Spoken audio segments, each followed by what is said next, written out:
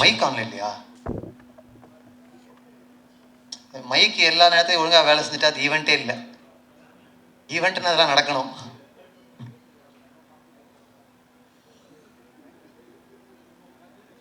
Sir அண்ணா, இந்த சின்ன திரையிலேருந்து தான் பெரிய திரைக்கு வந்து பெரிய ஆள் ஆனார் சிவகார்த்திகேயன்.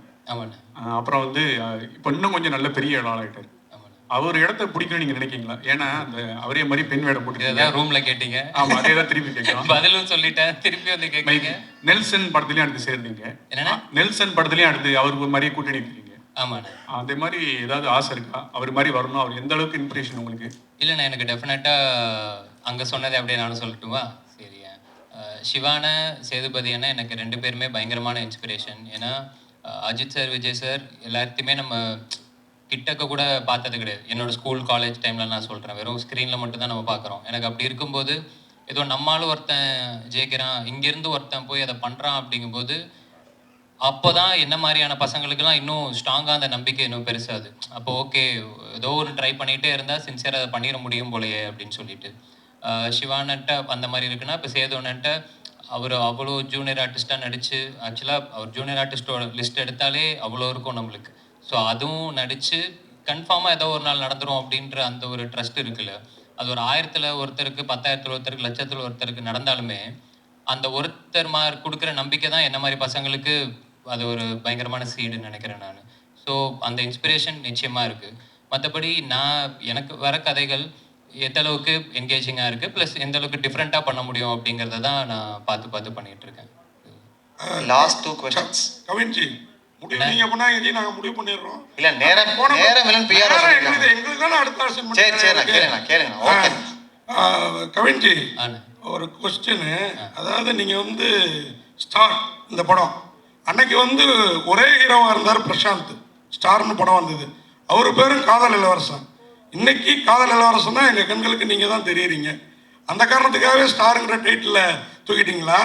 அதே மாதிரி ஆனழகன்கிற படத்தில் ஒரு பெண் வேடம் போட்டிருப்பார், ரொம்ப ஃபேமஸ் அந்த படம். ஓகேங்களா? அன்னைக்கு வந்து இத்தனை ஹீரோ கிடையாது, அவர் மட்டும். அந்த மாதிரி ஒரு நோக்கம், ஒரு சென்டிமெண்ட் இதுக்குள்ளார வச்சு தான் அந்த படத்தை ஒத்துக்கிட்டீங்களா? என்னோட கேள்வி. இல்லைண்ணா, இந்த படத்தோட இப்போ ஸ்டார் அப்படிங்கிறத பொறுத்த வரைக்கும் நாங்கள் எல்லாருமே இப்போ சொல்லியிருந்தோம் இல்லையா, ஸ்டார்னா வெறுமன அந்த ஸ்க்ரீனில் வர அது கிடையாது ஸ்டார். ஐ மீன் அதுவும் ஸ்டார் தான். அது இல்லாமல் என்னை பொறுத்த வரைக்கும் பீப்புள்ஸ் சாம்பியன் எல்லாருமே ஸ்டார் தான். மக்கள் யாரெல்லாம் நம்ம யாரை பெருசாக ரொம்ப ரசிக்கிறோமோ, அண்ணாந்து பார்க்குறோமோ, அவங்க எல்லாருமே ஸ்டார் தான். அது எல்லாத்தையுமே தாண்டி தான் நம்புகிற விஷயத்த நம்பி என்னைக்காவது ஒரு நாள் நடந்துரும் அப்படின்னு ஓடிட்டு இருக்கவனும் ஸ்டார் தான். ஏன்னா இப்போ நீங்கள் சொன்ன மாதிரி சினிமா இல்லை ஸ்போர்ட்ஸு மற்ற கொஞ்சம் விசிபிலிட்டி இருக்கிறவங்களுக்குலாம் அந்த அடையாளமோ அந்த லைம்லைட்டோ அது கிடைச்சிருது. ஆனால் அது கிடைக்காம ஏதோ ஒரு வேலையில் அந்த லைம்லைட்டுன்ற விஷயம் இல்லாமல் நிச்சயமாக அவனோட திறமைக்கு அவனோட சக்திக்கு அவன் ஒரு சாதனை பண்ணி தான் இருப்பான். அவனை யாரு அங்கீகரிக்கிறது, அவனை யாரு பாராட்டுறது? ஸோ அவங்க எல்லாருமே சேர்ந்து ஸ்டார் அப்படின்னு சொல்ற படம் தான் நம்ம ஸ்டார். டேரக்டர் சார், ஒரு கேள்வி இல்லை 2 கேள்வி. ஒன்று வந்து இந்த படத்தில் வந்து நீங்கள் எல்லாரையும் பாராட்டினீங்க, பாடலாசிரியர்களை விட்டீங்க. ஆனால் இவரும் ஒரு பாடலாசிரியர்னாரு நம்ம காம்பேரும். நான் அந்த வரி காதே கொடுக்க மாட்டேன், அந்த ஒரு வரி வந்தது பாருங்க, என் விழி மீன்களை தூண்டிலால் அப்படின்னு ஒரு. அதுக்கப்புறம் சரி இதுதான் அவ்வளோதான் அப்படின்னு நினச்சா உன் தலையை கோதி என் கைரேகை ஜாஸ்தி ஆகிட்டுங்கிற மாதிரி அவரை பாராட்டிடுங்க. அதுக்கடுத்து இன்னொரு கேள்வி, இங்கே அந்த பேனர் தான் அவர் சொல்லிட்டாரு, எங்கள்கிட்ட உங்களை தப்பிக்க வச்சுட்டாரு. ஆனாலும் எம்ஜிஆர் ஸ்டாருங்கிற அந்த இதில் பின்னாடி அந்த பேனரில் இல்லாமல் போன அமிதாப் கூட இருக்கிறார், நம்ம ஊருக்கு அவ்வளோவா சம்மந்தம் இல்லாதவர். அதுக்கு என்ன காரணம்? அதே மாதிரி இந்த படத்தில் ஹரிஷ் கல்யாண் தான் முதல்ல நடிக்கிறதா. 3 கொஸ்டின், 2 அடுத்து வாய்ப்பு கிடைக்காது. அடுத்து உங்களுக்கு என்ன காரணம் கவினை அதையும் சொல்லுங்க. ரைட் சார், இது ஆடியோ லான்ச் பிளான்ல இருக்கு சார். இப்பவுமே யுவன் சாரோட டேட்ஸ் தெரியல, மேபி ஆடியோ லான்ச் இருந்துச்சுன்னா அப்பா சொல்லலான்றதுக்காக லிரிக்ஸ்லாம் வச்சிருக்கேன். நான் எல்லாம் நிறைய லிரிக்ஸ் இருக்காங்க சொல்லணும்னு நினச்சேன். 2வது எம்ஜிஆர் சார் இல்லாததுக்கு காரணம் சார் ப்ராக்டிக்கலான ரீசன் தான் சார். இந்த ஃப்ரேமிங்க்கு எனக்கு வந்து எனக்கு பிடிச்ச ஆர்ட்டில் வச்சிருக்கேன். இன்னொருத்தர் ஆட் பண்ணால் இந்த சிமிட்ரியா இருக்காதுன்ற ஒரு ஃபீல்காக பண்ணேன், வேற எதுவும் இல்லை. 3வது ஹரிஷ் கல்யாணுக்கு நன்றி சொல்லணும் சார். நான் லைக் காரணங்கள் வேற காரணங்கள் சார், ப்ராக்டிக்கலான ரீசன்ஸ் தான். பட் ஸ்டில் அதை சப்போர்ட்டிவாக இருந்ததுக்காக ஹரிஷ் கல்யாணுக்கு நன்றி சொல்லணும் சார். அவ்வளோதான். இளனுக்கு ஒரு கொஸ்டின், கவினுக்கு ஒரு கொஸ்டின். Okay, first இளனுக்கு. இல்லைண்ணா, உண்மையாகவே இது ரொம்ப அழகான மேடையாக இருக்குது. ஏன்னா ஒரு இன்ஸ்பிரேஷனான இந்த கதை எழுதுறதுக்கு உங்களை தூண்டின ஒருத்தர் வந்து உங்கள் மேடையில் இருக்கிறாரு, அதுவும் உங்கள் அப்பாவாகவே இருக்கிறாரு. தவிர நீங்கள் இந்த படத்தை டைரக்ட் பண்ணிருக்கீங்க, இன்னொரு ஹீரோக்கு வாய்ப்பு கொடுத்துருக்கீங்க. ஸோ ரொம்ப நல்லா இருக்கு. என்னோட கொஸ்டின் என்னன்னா, நீங்கள் எப்போ ஆக்ட் பண்ண போறீங்க? அது கண்டிப்பாக சார், எங்கள் அப்பாவுக்கும் அந்த ஆசை இருக்குது. எங்கள் அப்பாவோட எங்கள் அப்பத்தாவுக்கு ஒரு ஆசை இருக்குது சார். எங்கள் அப்பத்தா தான் சின்ன வயசுல இருந்து கேட்டுகிட்டே இருப்பாங்க. நான் ஒரு வேளை ஃப்யூச்சரில் நடித்தேன்னா அந்த படம் எங்கள் அப்பாத்தாக்கு டெடிகேஷனாக இருக்கும். ஓகே.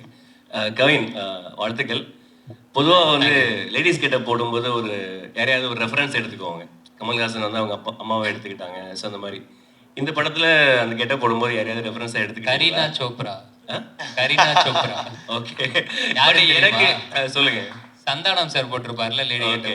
அதுதான். ஏன்னா எனக்கு இந்த படத்துல வந்து இப்போ சிவான ரெமோல பண்ண மாதிரியோ இல்ல வந்து கமல் சார் அவ்வை சண்முகில பண்ண மாதிரியோ ஒரு பொண்ணாவே நடிச்சு நம்ப வைக்கிறது மாதிரியான இது கிடையாது. புரியுது. அது சின்னதா காலேஜ்ல பசங்க பண்ற ஒரு கலாட்டா மாதிரி. ஸோ எனக்கு என்னன்னா அந்த கலாட்டால பார்க்கும்போது சந்தானம் சார் எக்ஸ்ட்ராடனரியா அதுல ஒன்று பண்ணியிருப்பாரு. நிச்சயமா அதை வந்து இப்போ இதுக்கப்புறம் யாராலுமே பீட் பண்ண முடியுமான்றது தெரியல. அந்த மாதிரி முடிஞ்சா ஜாலியா ஒன்று ட்ரை பண்ணலாமே அப்படின்னு அப்படி எடுத்து பண்ணது. ஆனால் எங்களுக்கு என்ன தோணுச்சுன்னா, அந்த கெட்டப்பில் ரொம்ப அழகாக இருக்கிற போர்ஷன்ஸ்லாம் ஐஸ்வர்யா ராஜேஷ் மாதிரியும், கொஞ்சம் சேட்டை பண்ணுற போர்ஷன்ஸ்லாம் அறந்தாங்கி நிஷா மாதிரி இருந்தது. 2 பேரும் சேர்ந்த கலவை மாதிரி இருந்தது. பரவாயில்ல, 3ஆவதா ஒன்று இருந்துச்சு, அது நானும் பார்த்தேன் சோஷியல் மீடியால. வாழ்த்துக்கள். Santhanam reference super.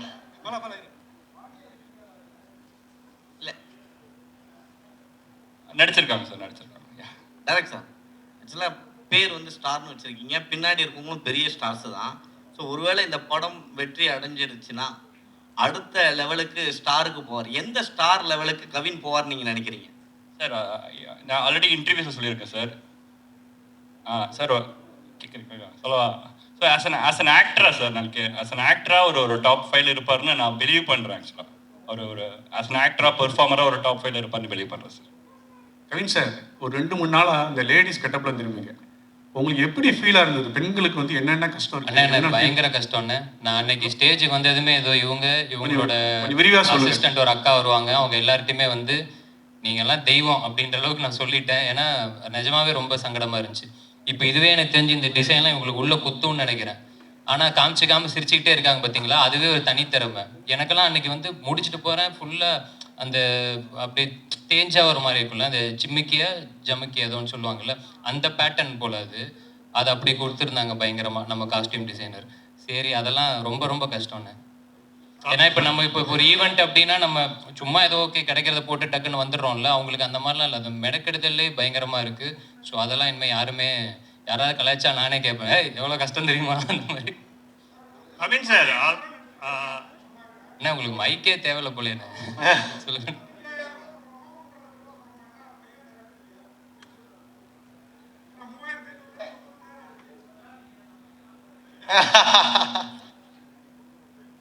சார், நான் வந்து ஒரு ஓவரால் பட்ஜெட் கொடுத்துட்டு போயிருக்கேன்.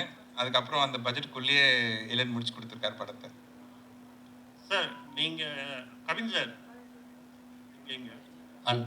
நீங்கள் வந்து அதிகமாக வந்து கோடிகள் சம்பளம் கேட்கறதாகவும் சிறு தயாரிப்பாளர்களோட வந்து உங்ககிட்ட வந்து அப்ரோச் பண்ணுறதுல ரொம்ப சிரமம் இருக்கிறதாகவும் ஒரு குற்றச்சாட்டு இருக்கு. ஓகே, அதுக்கு பதில் சொல்லணுமா? அதுவும் நான் அந்த ரூம்லேயே சொல்லியிருந்தேன், திரும்பவும் நீங்கள் கேட்குறீங்க. இப்போ வந்து நம்ம நடிச்சிருக்கோம் ஒரு படம். இந்த படம் டெஃபினட்டாக டிபேட்டபிள் அப்படின்னு நான் நினைக்கிறேன். அது சேம் டைம் இங்கே சம்பளம் டிபேட்டபிளா அப்படிங்கிறது எனக்கு தெரியல. டிபேட்டபிள் யாருக்கு அப்படின்னா எனக்கும் ப்ரொடியூசருக்கும். அட் த சேம் டைம் நம்ம ஏதோ கேட்குறோம் அப்படின்றதுக்கானலாம் யாரும் கொடுத்துடவும் மாட்டாங்க. அப்படி ஒரு விஷயம் கிடையவும் கிடையாது.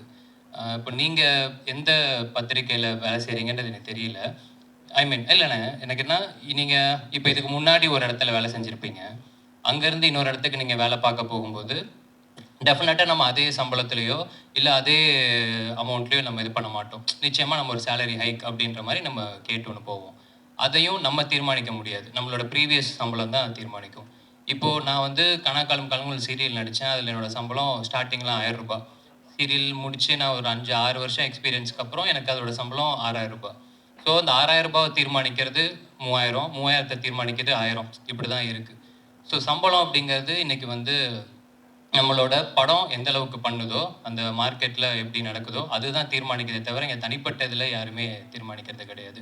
ப்ளஸ் என்னால் படம் வந்து இதுதான் எனக்கு 4வது படம். இந்த 4வது படமே வந்து பார்த்தீங்கன்னா இது எனக்கு முடிக்கிறதுக்கு வந்து இப்போது லிட்டரலாக 1 வருஷம் அப்படிங்கிற மாதிரி ஆகியிருக்கு. இந்த காரணங்களுக்காகவே நான் வந்து சில இடங்களில் நோ சொல்லியிருக்கேன்.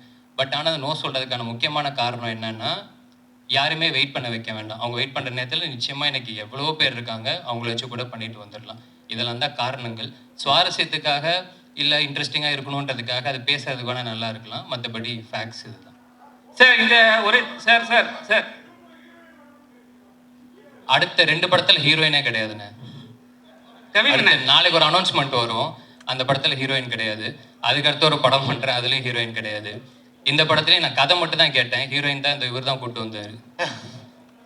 சார் கடைசி கொஸ்டின் இது கடைசி கொஸ்டின் சார், கடைசி கொஸ்டின் இது சார். ஹலோ சார்,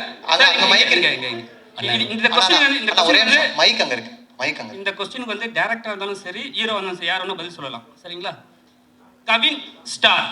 ஏன்னா எப்பவுமே வந்து ஒரு படத்தோட ஹீரோ வந்து ஒரு பேர் சொல்லி ஒரு ரஜினியின் ஜெயிலர் அப்படிதான் வரும். இது என்ன கவின் ஸ்டார்? யாருக்கு மென்ஷன் பண்றீங்க? யார் குறிப்பிட்டு சொல்ல வர்றீங்க? அதுக்கப்புறம் வந்து 2 ஹீரோயின், ஒரு ஹீரோயினை சமாளிக்கிறது பெரிய விஷயம். சரிங்களா? புது ஹீரோயின், ஒருத்தருக்கு தமிழ் தெரியல, எப்படி சமாளிச்சீங்க? 2 பேர்ல யாருக்கு கூட சொல்லலாம். நேக்கா டைரக்டர் மைக் கொடுத்துட்டாரு. This is first. எவ்வளவு நேக்கெல்லாம் பேசியிருக்கலாமே, அது கிடையாது. நான் சாதாரணமா சொன்னேன், அவரோட கால் தானே, ஸோ அவர் தான் சொல்லணும். ஸ்டாரிங் கவின் போட்டிருப்போம் அப்படின்னா இதில் நடிக்கிறாரு நம்மளுக்கு தான் அர்த்தம். இந்த படத்துக்கு அந்த வார்த்தையை யூஸ் பண்ணால் ஒரு மாதிரி வார்த்தை விளையாட்டு மாதிரி அழகாக இருந்துச்சு, அந்த ரீசனுக்காக போட்டோம். ஹீரோயினை சமாளிக்கிற அது வந்து அந்த கொஸ்டின்ஸ் எனக்கு அது உடன்பாடு இல்லை அதில். இல்லை ஏன்னா பார்த்தீங்கன்னா அவங்களுமே அவங்களோட பெஸ்ட்டு கொடுக்கறதுக்கு அவ்வளோ ஹார்ட் ஒர்க் பண்ணி ப்ரொஃபஷனலாக 2 பேரும் பண்ணி கொடுத்தாங்க. ஸோ சமாளிக்கிறதுக்கான வேலைகள் அங்கே எதுவும் இல்லை. இல்லை சார், என்னன்னா 2 ஹீரோயின்னாவே. ஆனால் நீங்கள் கேட்டது இன்னொன்று நான் ஆடடாகவே நான் சொல்லிடுறேன். ஒன்றும் இல்லை, இப்போ இவங்களுக்கு டெஃபினட்டாக தமிழ் தெரியாதுண்ணே. பட் ஆனால் அவங்களுக்கு தமிழ் தெரியல அப்படிங்கிறது வந்து ஸ்பாட்டில் நாங்கள் யாருமே ஃபீல் பண்ணல. உச்சரிப்பு அதெல்லாம் பிரச்சனை இருக்கும், இல்லாமல் கிடையாது. பட் ஆனால் அவங்க ஒரு பெரிய 40 பேஜஸ் ரூல்டு நோட் ஒன்று வச்சுருக்காங்க. சீன் பேப்பரில் என்னெல்லாம் போகுதோ அதை வந்து அவங்களுக்கு டிரான்ஸ்லேட்டர் ஒருத்தருக்கு வந்து அவங்க அதை தமிழில், இப்போ நம்ம தங்கிலீஷ்னு சொல்லுவோம் இல்லையா, அது அவங்களோட புரிதலுக்கு ஏற்ற மாதிரி அவங்க அதை மாற்றி இங்கிலீஷில் எழுதி அந்த தமிழுக்கு மாற்றி அதெல்லாம் பண்ணிட்டு தான் அவங்க வருவாங்களே செட்டுக்கு. ஸோ இந்த மாதிரி எல்லாருமே அவங்களோட வேலை செய்கிற இடம் தானே இது. ஸோ அந்த டெடிக்கேஷனோட சின்சியராக தான் எல்லாருமே வேலை பார்க்குறாங்க.